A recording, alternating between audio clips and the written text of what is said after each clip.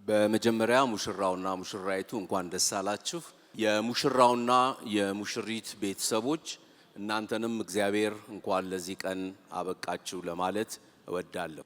ከዮሐንስ ራእይ ምዕራፍ 19 ቁጥር 9 እና ቁጥር 10 ላይ ያለውን ክፍል አነባለሁ። ቅዱስ ቃሉ እንደዚህ ይላል። እርሱም ወደ በጉ ሰርግ የተጠሩ ብፁዓን ናቸው ብለህ ጻፍ አለኝ። ደግሞም ይህ የእግዚአብሔር እውነተኛ ቃል ነው አለኝ። ልሰግድለትም በእግሩ ፊት ተደፋው። እርሱም እንዳታደርገው ተጠንቀቅ፣ ካንተ ጋራ የኢየሱስም ምስክር ካላቸው ከወንድሞች ጋራ አብሬ ባሪያ ነኝ። ለእግዚአብሔር ስገድ፣ የኢየሱስ ምስክር የትንቢት መንፈስ ነውና አለኝ።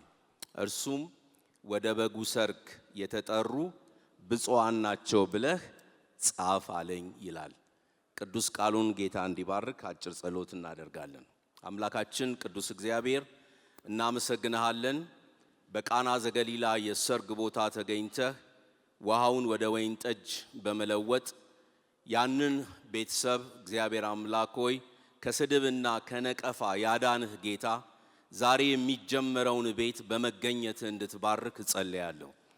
ቅዱስ አባት እግዚአብሔር አሁን ደግሞ የምንሰማውን ቃል ባርክልን፣ በክርስቶስ ኢየሱስ በጌታችን ስም አሜን።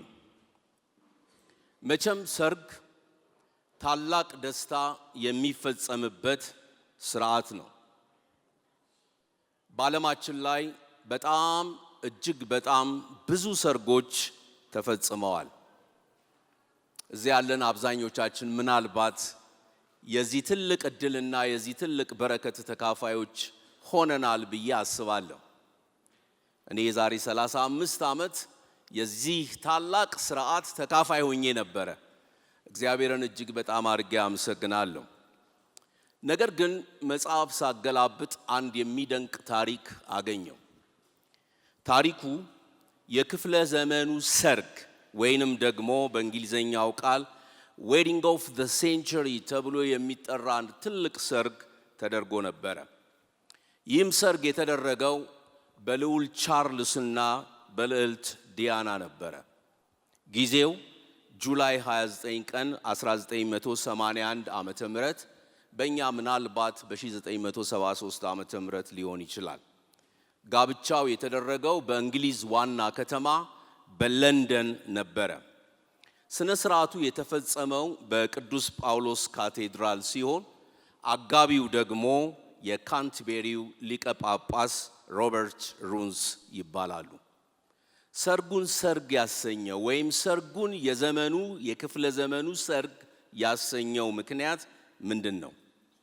በሰርጉ ላይ ወደ 750 ሚሊዮን ሕዝብ ሰርጉን በቴሌቪዥን ተከታትሎታል።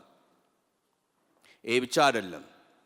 የዚህ ሰርግ ወጪ ወደ 53 ሚሊዮን ዶላር በዛሬው በኢትዮጵያ ስናስበው ምን ያህል እንደሆነ ብዙዎቻችሁ የሂሳብ ባለሙያዎች ስለሆናችሁ በተቻለ መጠን ካልኩሌት ማድረግ ትችላላችሁ ብዬ አስባለሁ። ቀላል ገንዘብ አይደለም።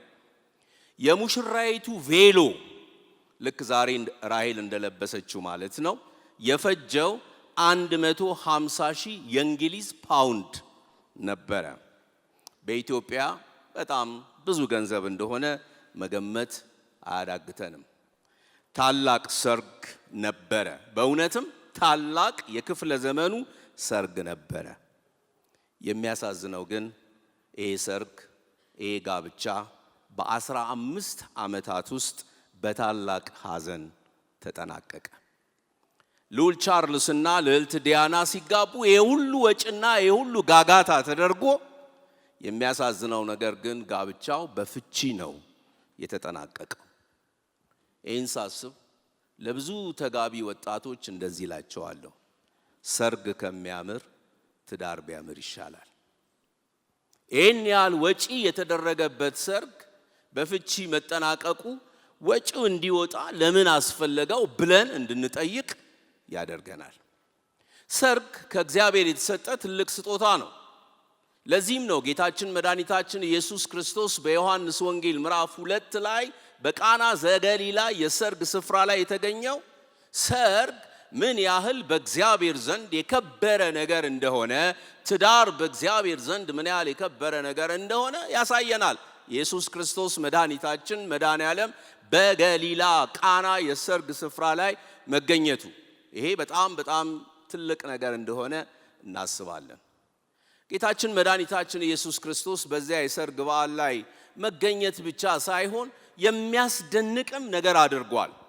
ምን በማድረግ? ውሃውን ወደ ወይን ጠጅ በመለወጥ ሽታ የሌለውን፣ መዓዛ የሌለውን፣ ጣዕም የሌለውን ነገር ጣዕም ባለው ሁኔታ ውስጥ እንዲደረግ ማድረጉ በጣም የሚያስገርምና የሚያስደንቅ ትልቅ በረከት ነው። ብሉይ ኪዳን ላይ ሄደን ስንመለከት ሙሴ ውሃን ወደ ደም ነው የለወጠው። ኢየሱስ ክርስቶስ ውሃን ወደ ወይን ጠጅ ነው የለወጠው። የብሉይ ኪዳኑ ሙሴ ውሃን ወደ ደም መለወጡ የመርገም ምልክት ሲሆን፣ ኢየሱስ ውሃን ወደ ወይን ጠጅ መለወጡ ግን የበረከት ምልክት ነው። ስለዚህ የዛሬ ተጋቢዎች ልላችሁ የምችለው ትልቅ ነገር ቢኖር እግዚአብሔር አምላክ በቤታችሁ ይገኝ። ይሄ ሰርጋችሁ በሚያምር ሁኔታ እንደተጀመረ ትዳራችሁን በሚያምር ሁኔታ ይለቅ ማለት እፈልጋለሁ። ባነበብኩላችሁ በዮሐንስ ራእይ ምዕራፍ 19 ቁጥር 9 ላይ ስትመለከቱ እንዲህ ብሎ ነው የሚናገረው። የሰርግ ነገር በተደጋጋሚ በመጽሐፍ ቅዱስ የተጠቀሰ ሐሳብ ነው። የሰርግ ጉዳይ ግን የሚጠናቀቀው የበጉ ሰርግ በሚባለው ቀን ነው። ወደ በጉ ሰርግ የተጠሩ ብፁዓን ናቸው ብለህ ጻፍ አለኝ ይላል። የበጉ ሰርግ ብለን ስንናገር አንዳንድ የማይገባቸው ሰዎች እነዚህ ጴንጤዎች ብለው ደግሞ በግ ሰርግ ያደርጋል እያሉ ነው ሲሉ ሰምቻለሁ። በግ ሰርግ የለውም። በግ የተባለው በዚህ ስፍራ ላይ የዓለምን ኃጢአት የሚያስወግደው የእግዚአብሔር በግ ኢየሱስ ነው። ይህ መድኃኒታችን ኢየሱስ ክርስቶስ የዓለምን ኃጢአት የሚያስወግድ በግ እንደሆነ ዮሐንስ መስክሮለታል። በእውነትም በቀራንዮ መስቀል ላይ በመሞት ደሙን በማፍሰስ የሰው ልጆችን ቤዛ እንዲያገኙ ለማድረግ መድኃኔዓለም ክርስቶስ በቀራንዮ መስቀል ላይ በግ ሆኖ ተሰውቷል። ይሄ እንደ በግ የታየው ኢየሱስ ክርስቶስ ዳግመኛ ተመልሶ ሰርግ ያደርጋል ነው የሚለው መጽሐፍ ቅዱስ። ሰርግ በሚያደርግበት ጊዜ ግን እንደ በግ ሆኖ አይመጣም፣ እንደ አንበሳ ሆኖ ግን ይመጣል። በዚህ ስፍራ ላይ እንደምንመለከት ወደ በጉ ሰርግ ራት ነው የሚለው። በአይሁድ በዓል መሰረት ልክ እንደኛ አገር በዓል ማለት ነው። ሙሽራው ወደ ሙሽራይቱ ቤት ይሄድና የራሱ ያደርጋታል። ሰርጉ በቤት ውስጥ በሚደረግበት ጊዜ እድምተኞቹም አብረው ይሆናሉ። ለአንድ ሳምንት ያህል ይበላል፣ ይጠጣል። ታላቅ ሰርግ ይሆናል። ለዚህ ነው ብሉይ ኪዳን ላይ ስትመለከቱ ለአንድ ዓመት ሙሽራው ከሙሽራይቱ አይለይ የሚል ሕግ የወጣው። አሁን ያንን ለማድረግ የትኛውም መስሪያ ቤት ቫኬሽን የሚሰጥ አይመስለኝም። አንድ ዓመት አይደለም፣ አንድ ሳምንትም ከተሰጠ በቂ ነው። ነገር ግን ይሄ የአንድ ሳምንት ፌሽታ፣ የአንድ ሳምንት ሰርግ በሚገርምና በሚደንቅ ሁኔታ በሙሽራውና በሙሽራይቱ መካከል ትልቅ ደስታን ይፈጥራል። በዚህ ስፍራ ላይ በግ የተባለው መድኃኒታችን ኢየሱስ ክርስቶስ አንድ ቀን ወደዚህ ምድር ይመጣና ሰርግ ያደርጋል። አይገርማችሁም? ኢየሱስ ክርስቶስ ምን አይነት ሰርግ ነው የሚያደርገው? እሱ ሙሽራ ከሆነ ደግሞ ሙሽራይቱ ማናት ብለን መጠየቃችን ግድ ይለዋል። ሙሽራው ኢየሱስ ሲሆን ሙሽራይቱ ደግሞ ቤተ ክርስቲያን ናት። ቤተ ክርስቲያን በዙ ቦታ ላይ በመጽሐፍ ቅዱስ ላይ ስንመለከት ሙሽራ ተብላ ተጠቅሳለች። ይቺ ሙሽራ ከሙሽራው ጋር ለመጋባት አንድ ቀን ሁላችንም ይሄንን እንጠብቃለን፣ እንደሚሆንም ደግሞ ተስፋ እናደርጋለን። በጉ ኢየሱስ ክርስቶስ ሰርጉን ከሙሽራይቱ ከቤተ ክርስቲያን ጋር ለማድረግ ተመልሶ ወደ ምድር ይመጣል። በውርደት አይመጣም፣ በክብር ግን ይመጣል። በፊት በውርደት ነው የመጣው። የሚያድርበት ቦታ እንኳን ሳያገኝ የተወለደው በበጎች በረት ውስጥ ነው። ቅድስት ድንግል ማርያም ኢየሱስ ክርስቶስ መድኃኒታችንን ለመውለድ ቦታ አላገኘችም ነበረ። ከጮኛዋ ከዮሴፍ ጋር ተንከራተው ነው አንድ ቦታ፣ ለዚያውም ግርግም ውስጥ፣ የበጎች ግርግም ውስጥ ኢየሱስ ክርስቶስ የተወለደው። መጠቅለያ በመጠቅለያ ነው የተሸፈነው። በጣም በሚያሳዝን ስፍራ ላይ ነው የወደቀው። ያንን ያደረገው ግን ክብሩን ትቶ ነው። ትልቅ ያዳኝነትና የፈጣሪነቱን ስፍራ ትቶ ነው ይህንን ያደረገው። ይህንን ያደረገው ደግሞ ለማንም ሳይሆን ለሙሽራይቱ ነው። ላንተ ነው፣ ላንቺ ነው፣ ለኔ ነው፣ ለእያንዳንዳችን ነው ይህንን የመዋረድ ስፍራ የወሰደው። በመዋረድ እንደመጣ በመዋረድ ዳግመኛ ተመልሶ አይመጣም። እንደገና በክብር ግን ይመጣል። ታላቅ ሰርግ ያደርጋል። ቅድም ከነገርኳችሁ መግቢያዬ ላይ ከልዑል ቻርልስ እና ከልዕልት ዲያና የሚበልጥ ታላቅ የሰርግ ራት ያደርጋል። በቢሊየን የሚቆጠሩ ሰዎች የዚህ ሰርግ ተካፋዮች ይሆናሉ። የዚህ ሰርግ ተካፋዮች የሚሆኑት ሰዎች ግን አስቀድመው የሰርጉን የካርድ ጥሪ የተቀበሉ ሰዎች ብቻ ናቸው። ዛሬ ወደዚህ ስፍራ የተጠራ ነው፣ የታደም ነው፣ የመጣ ነው ሙሽራውና ሙሽራይቱ ጋብዘውን ነው። በበጉ ሰርግ ላይም ለመገኘት ግብዣ አለ። ዝም ብሎ አይሆንም። እዚህ ስፍራ ላይ እንደተጻፈ ወደ በጉ ሰርግ የተጠሩ ብፁዓን ናቸው ብለህ ጻፍ አለኝ። ብፁዕ ማለት የተባረከ ማለት ነው። ወደ ሰርጉ እራት የተጠሩ ብፁዓን ናቸው ይላል። ጥሪውን ደግሞ እነዚህ ሰዎች የሚያገኙት በምድር ላይ በሕይወት እያሉ እንጂ ከሞቱ በኋላ አይደለም።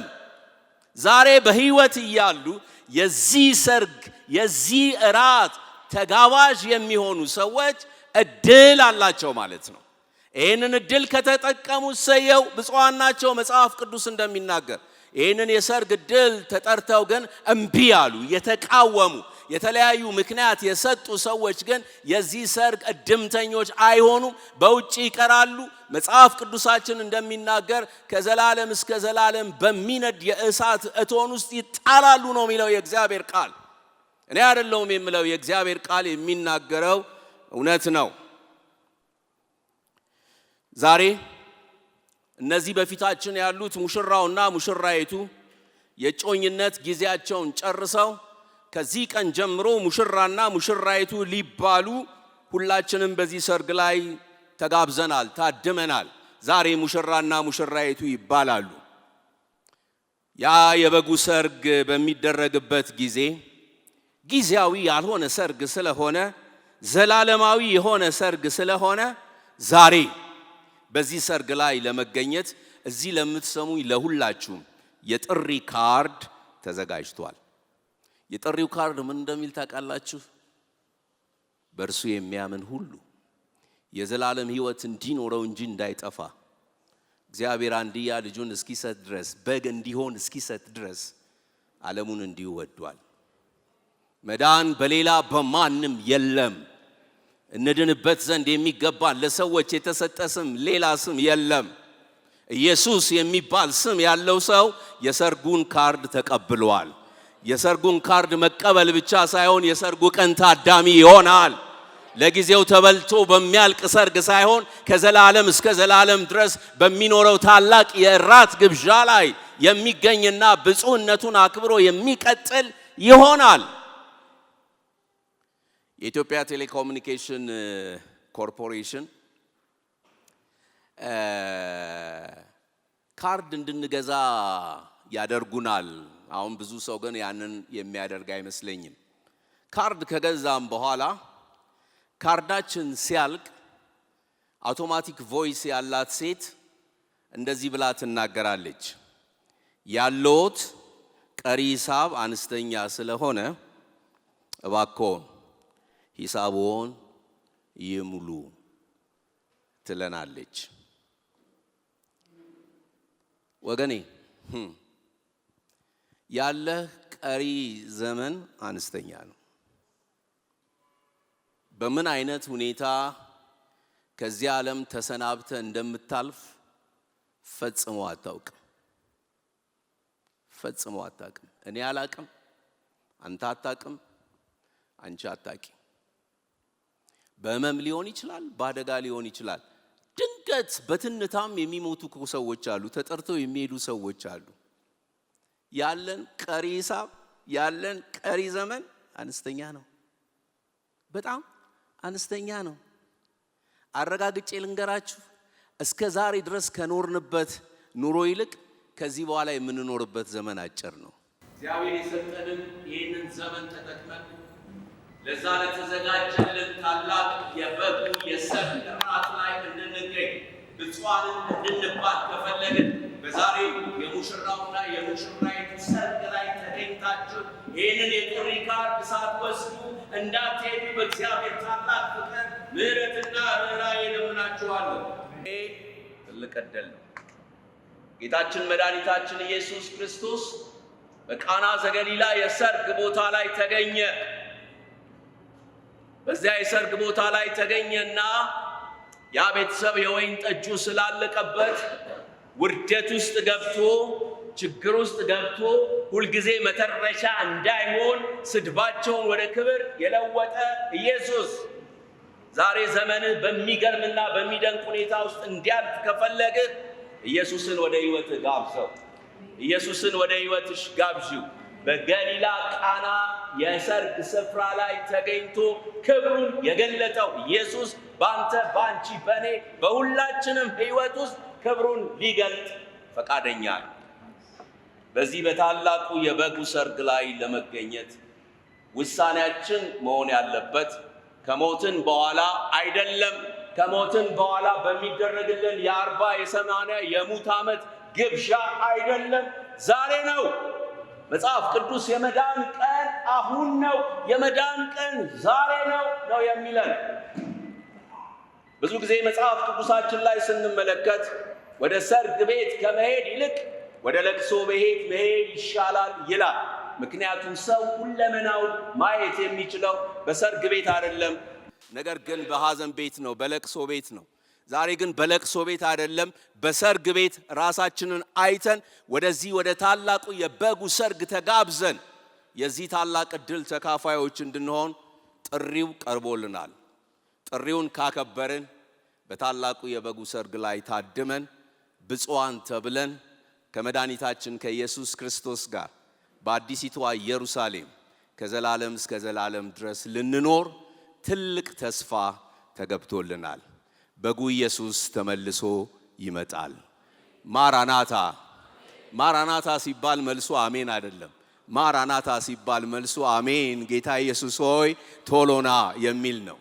የዚህ የሰርግ ካርድ ጥሪ የደረሳችሁ ሰዎች በሙሉ ቀኝ እጃችሁን ከፍ አድርጉና እኔ ማራናታ ስል አሜን ጌታ ኢየሱስ ሆይ ቶሎና በሉ። እኔ አሜን ጌታ ኢየሱስ ሆይ ቶሎና ስል እናንተ ማራናታ በሉ። ማራናታ። አሜን ጌታ ኢየሱስ ሆይ ቶሎና። ኢየሱስ ይመጣል። ሙሽሮችን በመጨረሻ አንድ ምርቃት መርቂያቸው አጠቃልላለሁ። ጌታ ኢየሱስ ጋብቻችሁን የአዳምና የሔዋን ጋብቻ ያደርግላችሁ። ብዙ ጊዜ የአብርሃምና የሳራ ጋብቻ ያደርግላችሁ ነው የሚባለው። የአብርሃምና የሳራ ጋብቻ በራሱ ብዙ ችግር የነበረበት ጋብቻ ነው። ሚስቱን እህቴ ናት ብሎ አብርሃም ከሞት ለመዳን ውሳኔ ያደረገበት፣ ቤቱ የታመሰበት፣ እስማኤል የሚባል ልጅ የተወለደበት ምስቅልቅል የሆነ ቤተሰብ ነበር የአብርሃም ቤተሰብ።